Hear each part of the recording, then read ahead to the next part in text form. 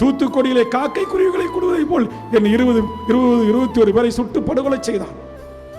அதற்கு உத்தரவு போட்ட வடநாட்டு காவல்துறை அதிகாரி, ஐஜி, டிஐஜி, எஸ்பி, ஏஎஸ்பி எவனும் சட்டத்தின் முன் தண்டிக்கப்படவில்லை.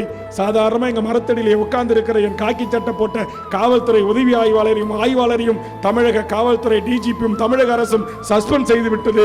நாங்கள் தூத்துக்குடிக்கு நிவாரணம் வழங்கிவிட்டோம், வீட்டுக்கு ஒருவருக்கு வேலை கொடுத்து விட்டோம் என்று ஃபைலை க்ளோஸ் செய்கிறார்கள். இது எப்படியதா? இது நியாயமா?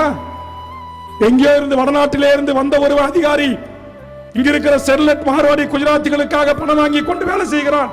இந்த படுபாதக செயலை செய்தவன் எவனாக இருந்தாலும் மு.க. ஸ்டாலின் அரசு தண்டிக்கும், கண்டிக்கும், தண்டனை பெற்றுத்தரும் என்று மாண்புமிகு தமிழ்நாடு முதலமைச்சர் அவர்களே நீங்கள் அறிவிக்க வேண்டும்.